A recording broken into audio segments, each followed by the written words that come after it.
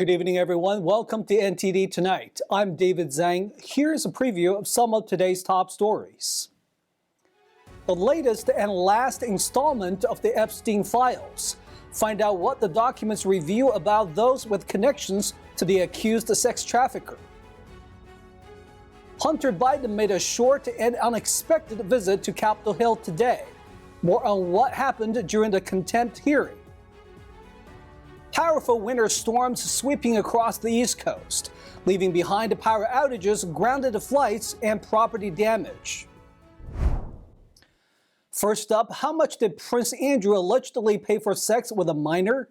The latest batch of Jeffrey Epstein files reveal a claim of more than $10,000. NTD's Arlene Richards has more. The newest batch of unsealed Jeffrey Epstein documents released Tuesday show the high costs allegedly paid for sex with a teenager. Virginia Giuffre, an Epstein accuser, said Epstein paid her $15,000 to have sex with Britain's Prince Andrew in 2011.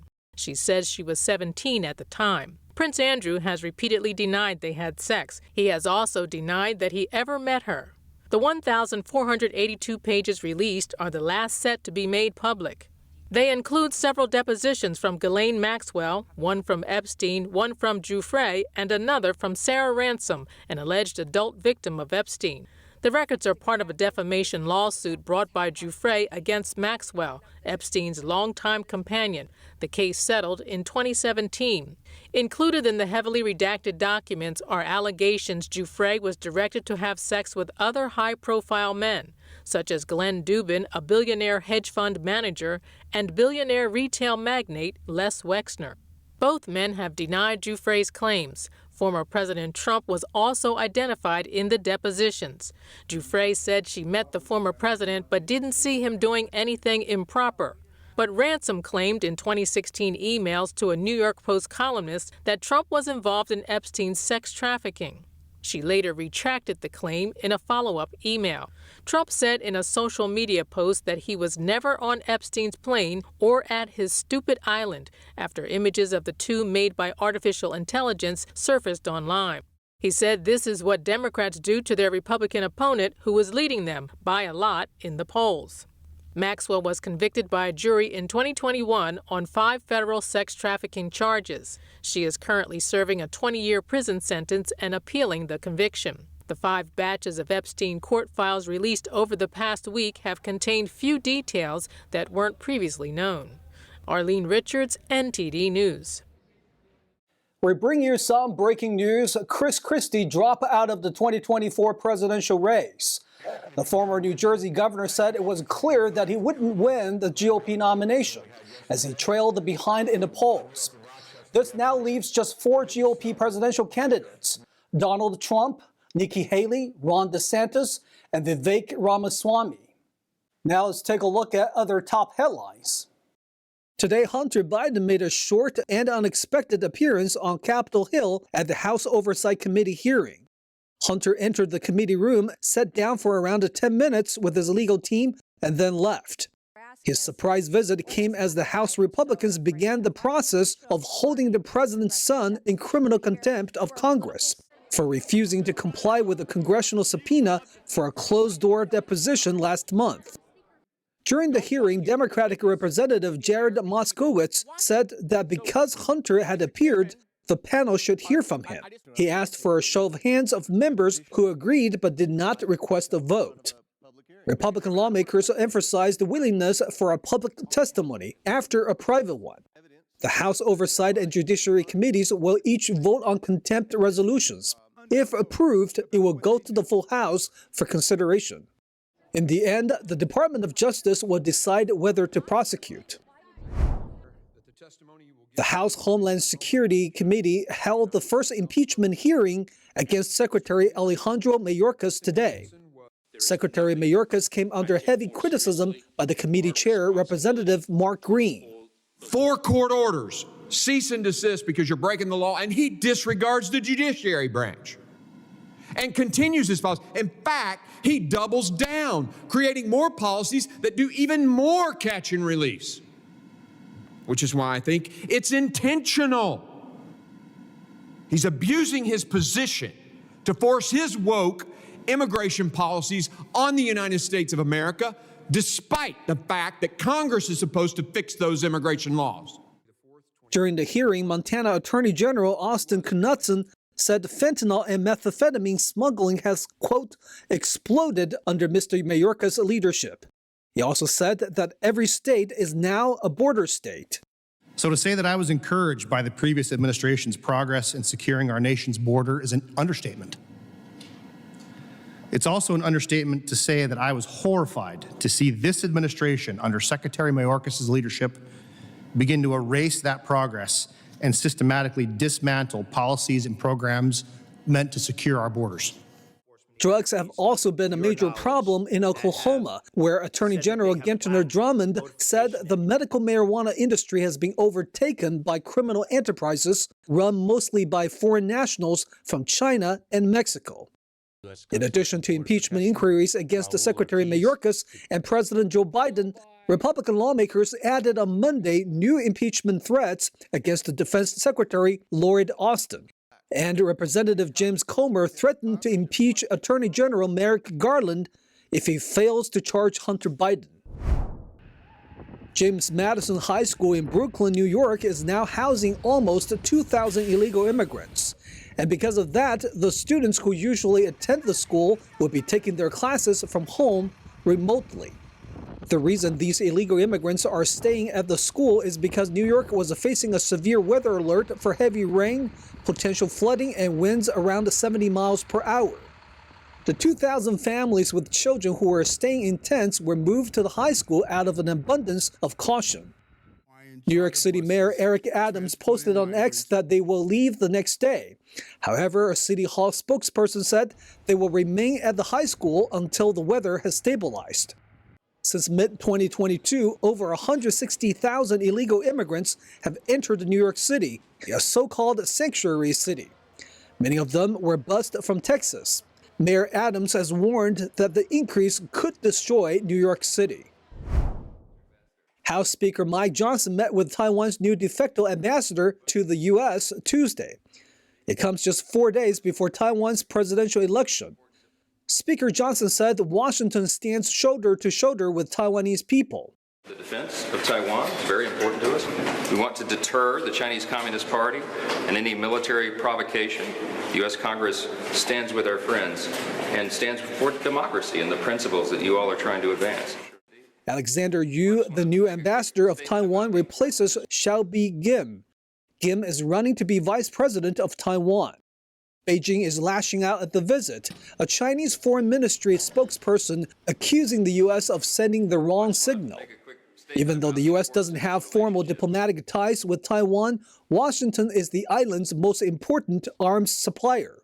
The Chinese regime sees Taiwan as part of its own territory, despite never having ruled the island.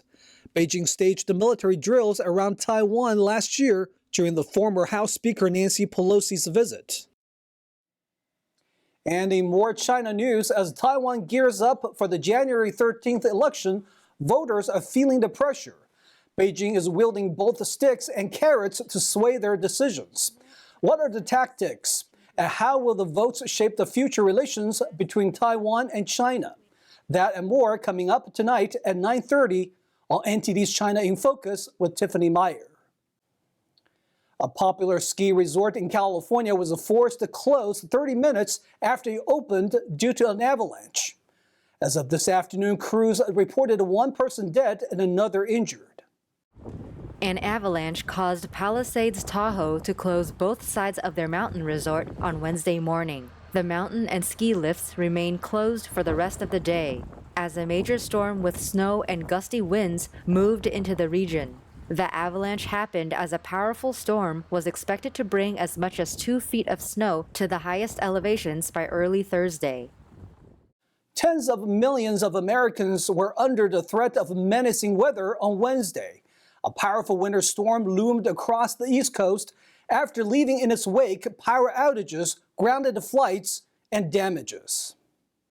High winds and flooding advisory were in place on Wednesday for more than 90 million people from eastern Ohio and Kentucky and up through the mid-Atlantic and into the Northeast.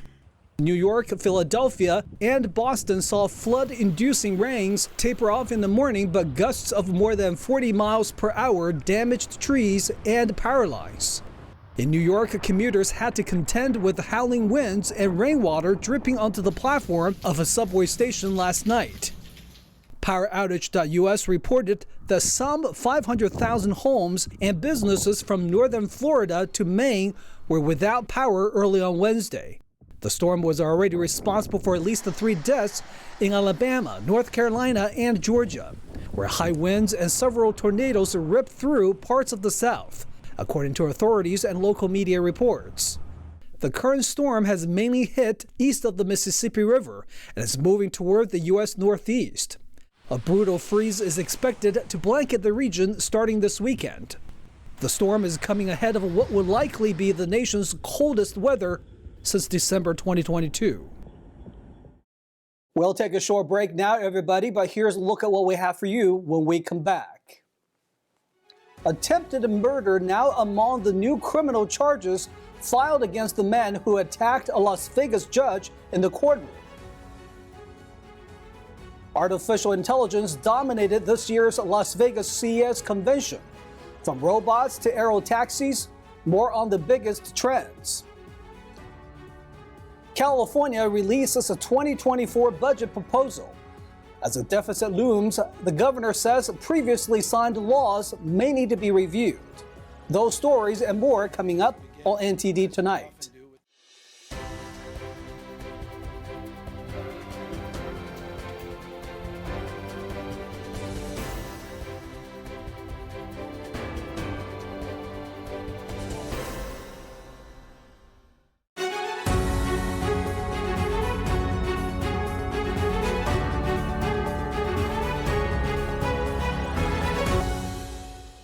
Welcome back to NTD Tonight. I'm your host, David Zhang. The man captured in a widely circulated video assaulting a Las Vegas judge by leaping over the bench is facing an array of new charges. NTD's Christina Corona has more on the update.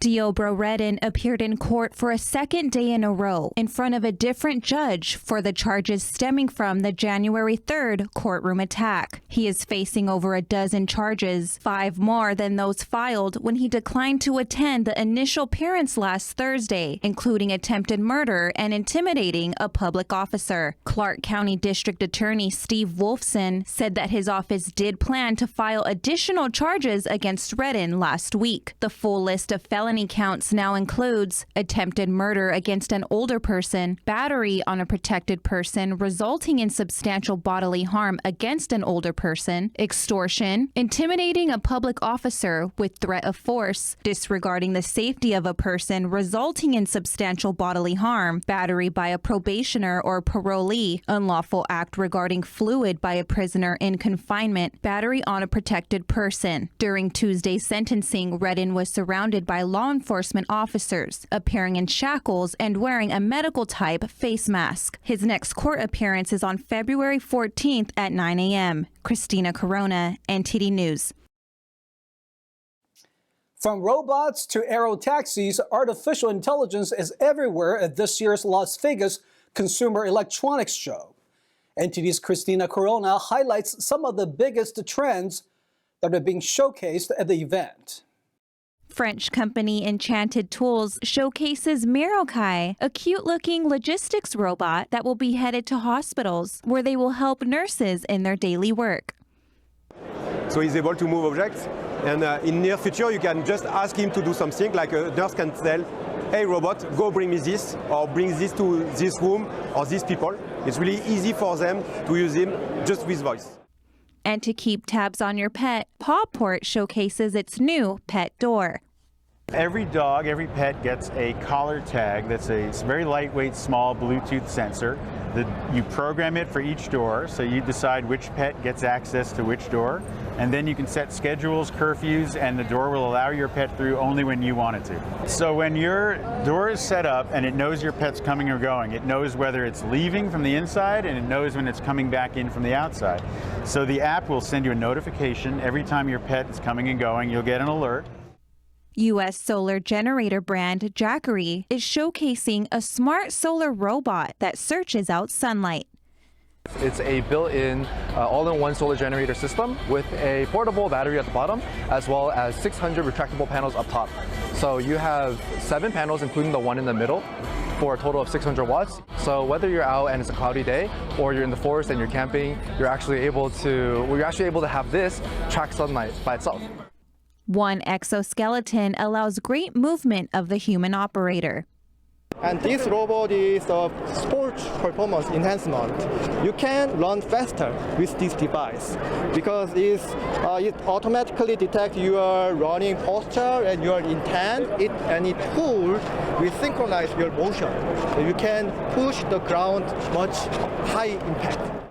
Hyundai has a totally flexible 4-wheel steering car that makes it move very differently. You can imagine that the car can driving like a crab, horizontally, or car can turn around in one space. The SA-2 is a pilot plus 4-passenger electric vertical takeoff and landing vehicle. The V-tail aircraft is designed to cruise 120 miles per hour at a 1,500-foot altitude. It plans to enter the market in 2028. And the beauty of it is it's all powered by battery, so no emission. And because of the rotors are smaller, blades are smaller and distributed, so it'll be quieter, much quieter than helicopter. The CES Convention is held until January 12th. Christina Corona, NTD News. California's governor unveils his plan to resolve the state's budget deficit, previously estimated at $68 billion by legislative analysts. But Gavin Newsom says in his proposal, the deficit is at $38 billion. California's governor presented the state's financial budget of $291.5 billion for 2024 to 2025. There's an estimated shortfall of $37.86 billion, which the state plans to alleviate by using reserves built over the years and other tools. We're going to pull $13.1 billion from the 2 reserve accounts. Newsom's office said even after the withdrawals, there will be $18.4 billion in budgetary reserves, including $11.1 billion in the Rainy Day Fund. His proposal includes a multi-year $15.3 billion plan to tackle the homeless crisis, including housing and assistance, the Home Key Initiative, and grants toward encampment cleanups. $8.7 billion to go towards mental health. Public safety remains a major concern, where $1.1 billion is allocated over 4 years, with several hundreds of millions into organized retail theft. The funds aim to support local police, task forces, and prosecution teams, as well as vertical prosecution grants to district attorney offices. $230 million is proposed to go into opioid and fentanyl interdiction. The vast majority, it's not guys with backpacks that, some folks that are preening for attention say you should shoot on sight, where the fentanyl's coming in. The vast majority of the fentanyl, overwhelming majority of the fentanyl, is coming in through ports of entry, coming in through land ports. In the education aspect, the budget talks about transforming education, increasing the funding from $18,000 to nearly $24,000 per pupil. $50 billion is going into a multi-year climate commitment as well. The governor also signed a slew of bills last year and said they would be up for reevaluation. The bills that I signed that had new fiscal costs, I think it's in all of our interest to review them on the basis of the shortfall and make a determination together whether or not those are still the top priority of the legislature. According to the LA Times, Newsom signaled a desire to possibly delay a minimum wage increase for healthcare workers. Newsom also mentioned about focusing on taking down professional organized crime. An indefinitely suspended NBA player makes a return.